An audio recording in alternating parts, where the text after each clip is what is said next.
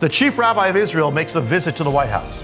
He sees Truman and he says, Harry Truman, President, you have been put in your mother's womb for such exact time as that. Wow. He said, that's why. And he opens the book and starts reading about Cyrus to him.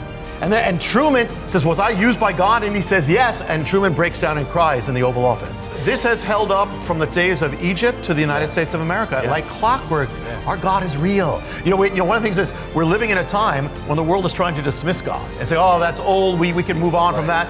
That's one of the reasons I believe this is here, because no, God, your God is in charge. The God of the Bible is alive and well. The man who founded Israel, he's Theodor Herzl, and he actually made a prophecy, and he wrote down a prophecy, and he said, the whole world will know about Israel in 50 years, Jubilee, 50 years. Jubilee. Every 50 years, remember. And that's a different cycle, but when you look at the date that he wrote that, it comes out to the date that Israel was voted back into the world in this place, in New York here, was voted back into the world, prophetic event. And actually, when I looked at the resolution that brought Israel back in the world, the plan, and it has a date on it. It's September 3rd, which, by the way, is also the release of the book, which you didn't plan it. But September 3rd, not a plug. Nobody planned it. September 3rd, and when you look back, that was the date. When you look back 50 years when Herzl wrote the prophecy, it was September 3rd. Yeah. It was the exact day. It was 50 Jubilee to the day. But on that day, in this city here, where we are, they voted Israel back into existence. The UN. The UN voted Israel back into existence. But could there have been an appointed word for that day from God that was appointed from ages past to be read as the scrolls were opened all around the world? Well, the thing is, here's the thing, amazing. First of all, the scroll, the word that was appointed, by the way, it was voted back on a Sabbath, Saturday. So that means it's the exact day of the reading of the word. And so they open up the scrolls, and you know what it is? This is about the return. This is Jewish people, the children of Jacob, returning to the land. What the portion, the appointed word they chanted was the return of Jacob from exile to the land, the father of Israel. And when the Jewish people came back, there was still a conflict. The UN divided the land between the Arabs and the Jews. They are brothers, but Jacob and Esau. The appointed word was Jacob coming back and fearing Esau was going to kill him, which is Israel was preparing. Yeah. But then nobody knew the name of this nation because they had no name. There was no name for the Jews until just a few days before it came back in the next year, 5 months later. Nobody knew it, but God did. That shouldn't surprise us. God did. The appointed word all over the world on the day Israel was voted with no name said, you shall be called Israel. Wow. The first time Israel is mentioned in the Bible. Yeah. We started 1867. We moved on to 1917. We're going every 50 years, right, with these Jubilees. 1867, 1917, now we are up to... Well, this is the other one from Herzl. This is the other Jubilee from Herzl, 50 years. So we're at the time of the birth of Israel, which is prophetic. Listen, Jesus cannot come again until Israel is back in the world. And the Bible said, when I was an atheist, that blew me away. That God said it, he said everything he said is coming true. That Israel's in the world, every day you've got a sign from God, that your God is real. And so there's something in that door called the Day of the Scrolls. Yeah. And here it is. Whenever God does something, he does it by his word first. Before he did the universe, his word. Before Israel they came to the land, they came to Sinai, got the word. Before they came back, the word's restored. And even before Israel came in the modern times, you have the word of prophecy around for 2,000 years before it happened in our lifetime. So the word always comes from, God always restores the word linked to the restoration of Israel. So now here's the thing. A little shepherd boy or a shepherd boy is following his goat. He ends up going into a cave, throws a rock in the cave, crashes pottery, looks in there. He finds these ancient scrolls that he brings the scrolls, brings it to a shop. And now what is this? This is the Dead Sea Scrolls. Now, the Dead Sea Scrolls has the Bible in it. It's the oldest Bible in the world. This is 1947. This is 1947, which is crucial. Why? Yep. It just happens after 2,000 years. Why? Because Israel's coming back the next year. Yeah. The Word and then the nation. So he restores the word. And this is something, people said, the Bible was written late. Well, it went from the Middle Ages, that was the oldest, to the Dead Sea Scrolls. So God is upholding his word. And particularly the book of Isaiah, which is filled with prophecies about Israel coming back into the world. Yeah. But here's the thing.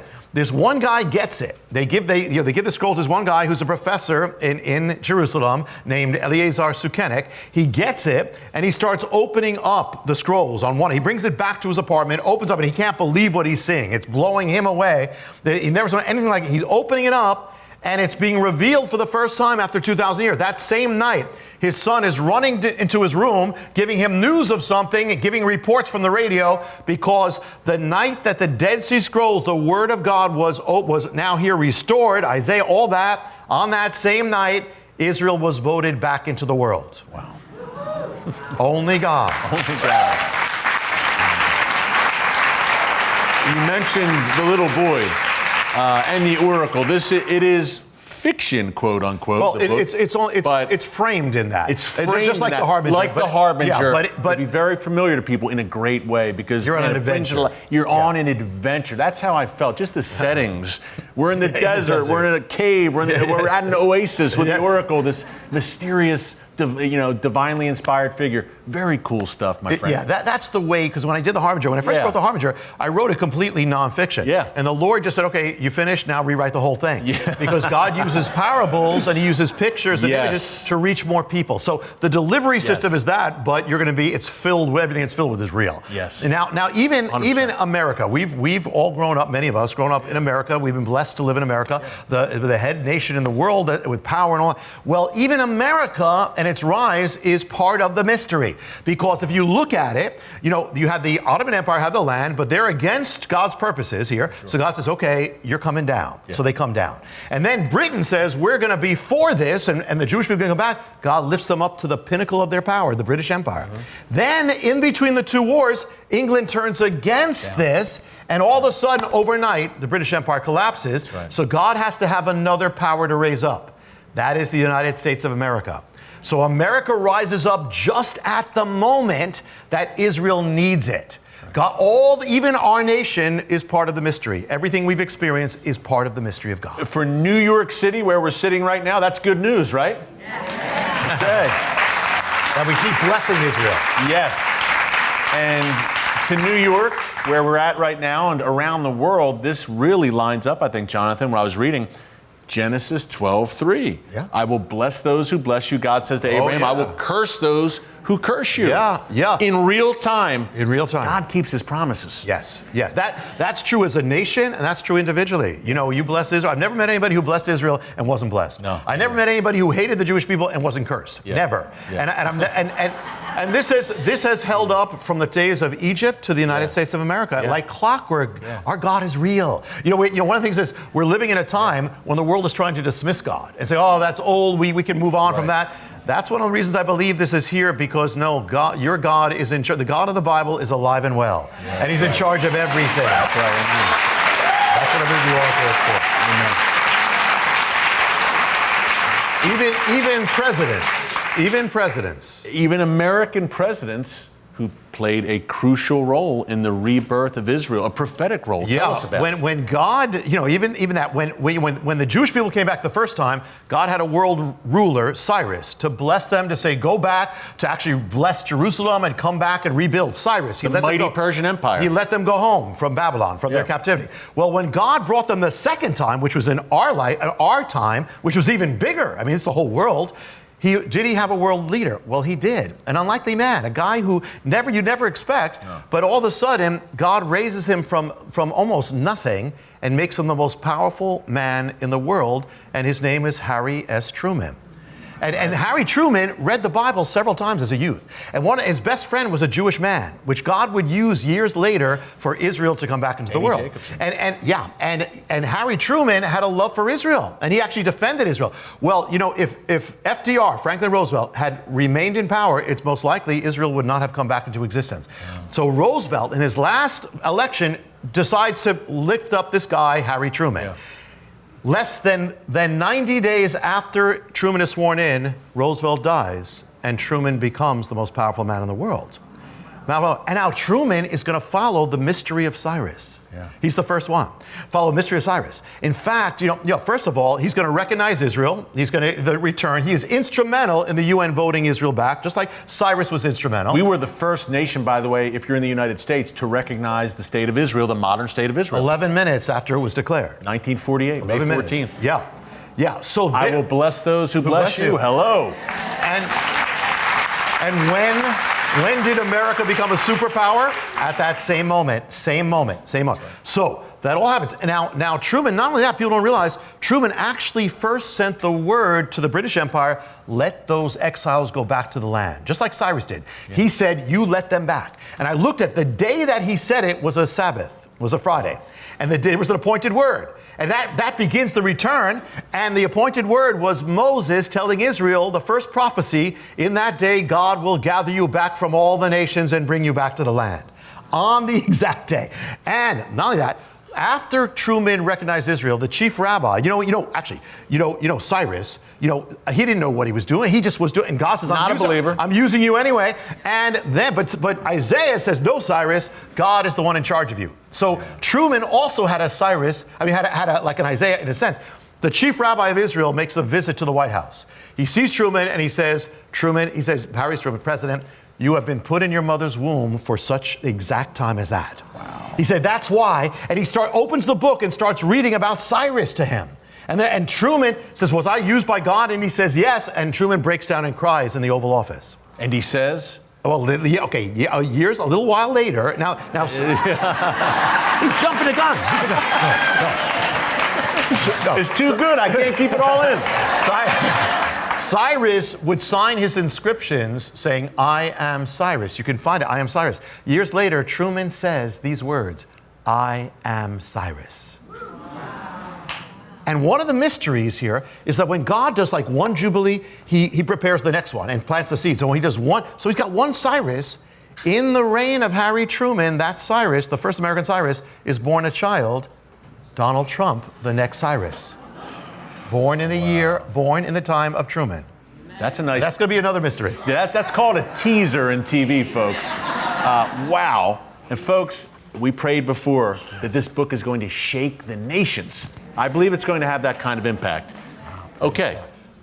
So now, all right. So now if you go back to the main Jubilee, that keeps going. We had 1867, 50th year, 1917, restoration.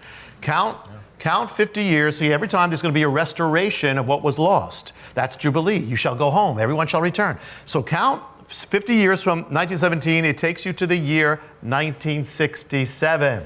Anything significant happen that year? Well, remember when Jesus said, I'm not coming back until the Jewish people say, Baruch haba, blessed is he, in Jerusalem. So they need Jerusalem. But they didn't have Jerusalem when they came back. But God says, I don't care what the UN says. I don't care what the world says. If I said it, I'm going to do it. Yeah.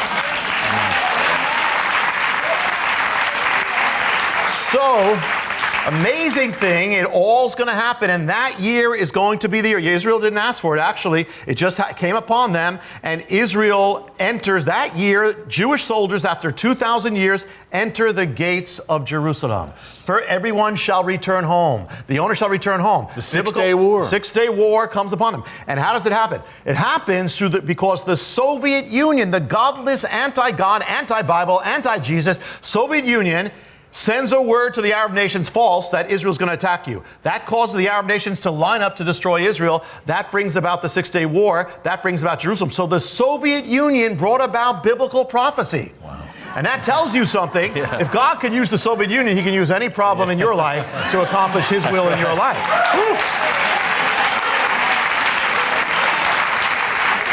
And so, but amazing, in the Bible, a lot of times God gives prophetic songs. That a song of prophecy is given, and then it comes true. You see it in the Bible. Mm-hmm. Well, amazing thing. On the 19th anniversary of Israel, they're having a celebration. And a woman sings a song to the nation. And it spreads throughout Israel, and it's a song of prophecy. The song is called Jerusalem of Gold. Love it. And all of a sudden, Israel is longing for Jerusalem all over. They're all singing it, Jerusalem, Jerusalem. On the night that she introduced the song, the Egyptian soldiers are lining up on the borders of Israel to invade. And it's going to bring about the Six-Day War. So it's all going to come to pass as from the song. And by the end of that, on the end of that war, she has to change the end of the song because it was a song of mourning. But now at the end, it becomes a song of rejoicing. Well, remember, God said to Israel when they lost Jerusalem, He said, judgment comes, I'm going to turn your rejoicing into mourning. Yes. But then he says, redemption, I will turn your mourning into joy. Yes. So that's exactly what he did. Right. But Israel didn't know, when this was all happening, Israel thought it was going to be destroyed. They start preparing coffins. They start dedicating the parkland for cemeteries. Digging graves. There's footage of this in old pictures from 1967. They're actually doing that, but they have no idea that God is at work. And same with our lives. You have no idea, but God is at work. Right. And the thing is that, so they have a secret meeting of the president, the prime minister, and the military men. Said, what do we do? And they make the decision. He says, if we don't go to war now, we're going to be destroyed. So they make the decision on this day, but that day is the Sabbath. Again. So that means there's an appointed word. The appointed word for that day has the words, go to war. Wow. It's the time in the Torah where God tells Israel how to prepare for war and to mobilize all the men. That's what they were doing. And they mobilized all the men up to the age of 50, Jubilee. So they had to be born since the last Jubilee. And at the end of the war, the scripture speaks about getting all the men up to the age of 50. The actual thing. God does it. And there's something amazing called the Masada Mystery. Masada. One of my favorite places in Israel. When you visit, not if you visit Israel, when you visit Israel, you must go to Masada. Masada is the last stand of ancient Israel. It's where they died. Yeah. Jerusalem fell, then Masada fell, and that was the grave. But there, for 2,000 years, there was a mystery hidden on that mountain. God put a parchment there with a prophecy and it took 2,000 years for the Jewish people to get back and open it up and be blown away by the prophecy. Now I can't get into everything, okay? Because I'm doing this on the other show. But let me get into a really amazing thing from Masada. We won't tell anybody. No, of course not. Just millions of people around the world. We promise we'll keep it a secret. Okay. So the thing is that when in ancient times, Israel lost Jerusalem, Messiah, Jesus prophesied it, and then a few years later, they lost Masada. Well, if God's reversing this redemption, could this reverse? That means when Israel returns to Masada to uncover it, that means soon after that, they will return to Jerusalem. Well, the amazing thing, I said, let me look at the exact date when Israel returned to Masada, when they lost Masada in Egypt, when they lost Jerusalem, and take the exact amount of days between that and put it back from when they returned to Masada, it's 1,333 days. When you take it back, it comes out to the date of 1967, June 7th, the very day Israel opens the gates of Jerusalem, 64, the exact date. Wow. The Jubilean people, I'll just mention, I mentioned that there was my next question. Now let me show you, I'll show you.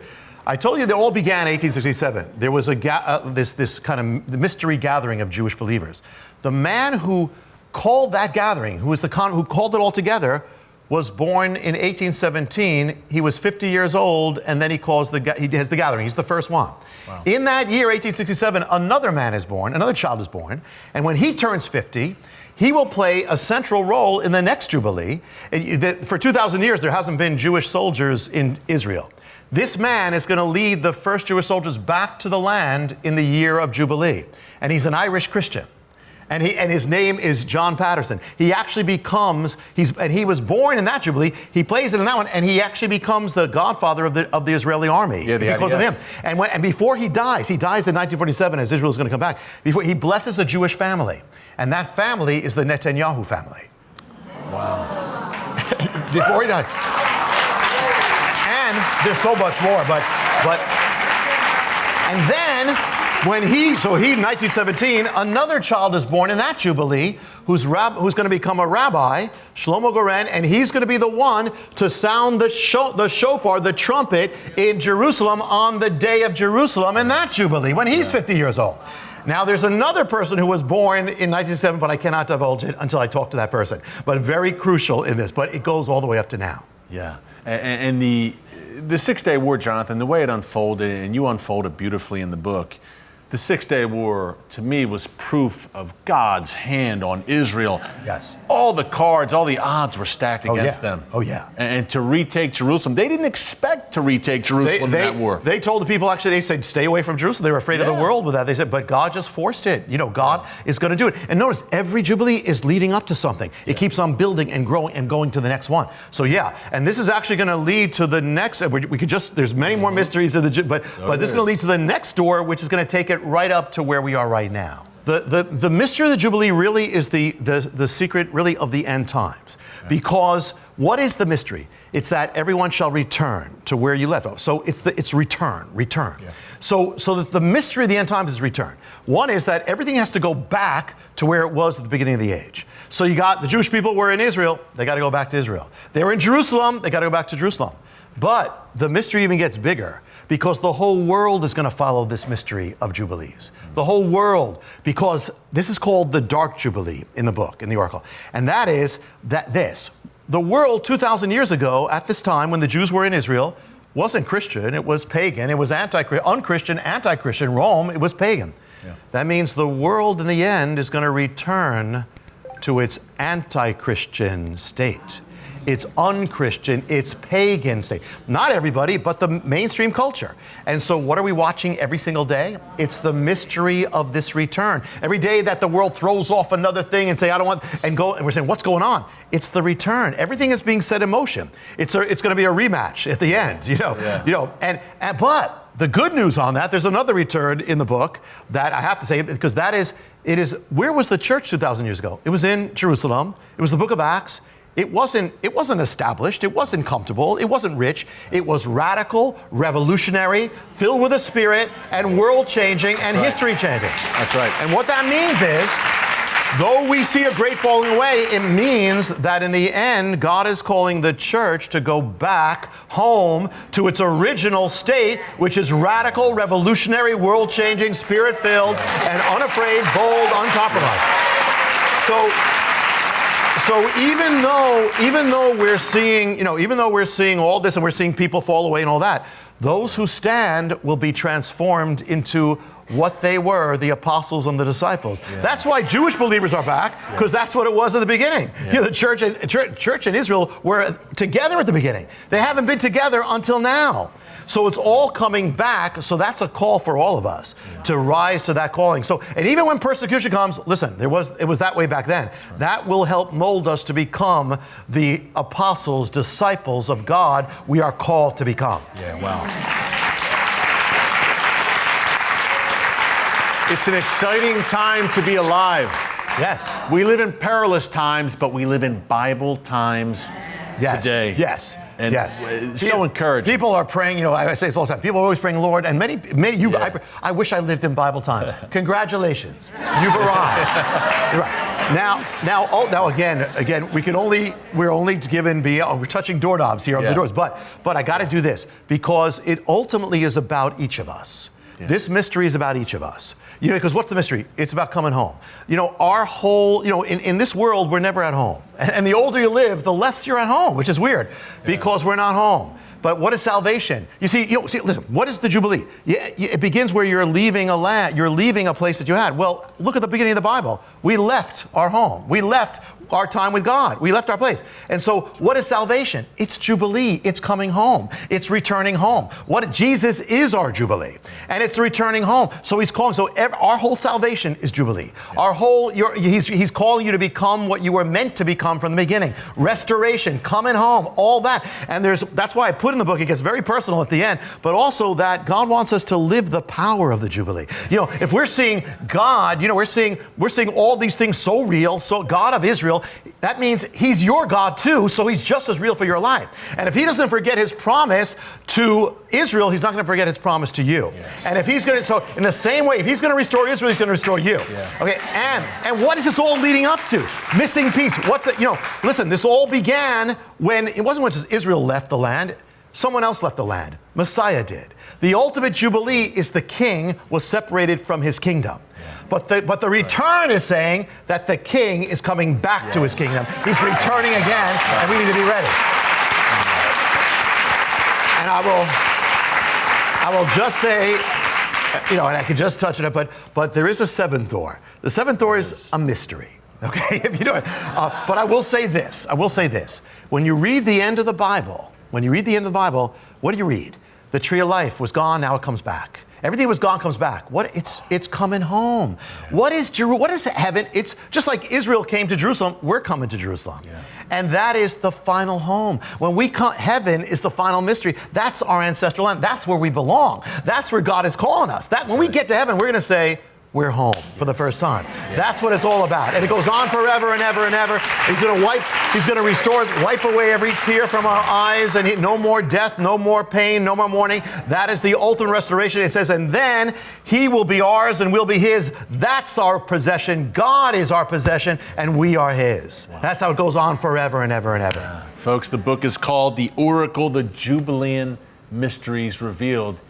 It's going to reach secular folks as well, I think. Pray that, yeah. I really pray do. That's my hope, because if you're not a believer, I try to write that. Listen. A lot of people, they just don't know. They hear, okay, so they don't realize the God that they heard about 2,000 years ago is alive and affecting their life. Whether whoever you are, it doesn't matter. He's in charge of everything. To the day, to the election, to your birthday, to your election. People are born just for at exact times, and so are we, each of us. So are we as well. We were born for this age, and this is an exciting time. It's challenging. But it could also be the greatest time because God is alive and well. And to stand with him in these times is worth more than when he's popular. That's right. This is the time where he's going to anoint. The eyes of the Lord are searching the entire earth, looking for the one whose heart is completely his. He's going to raise you up. You be that one. He will raise you up. He will anoint you. He is alive now. And we need to pray for revival because we need to pray for revival. We need revival in America, revival in the world, because if there's not revival, America is down. We need to pray for that, and there can be, but the revival starts with us. Yeah.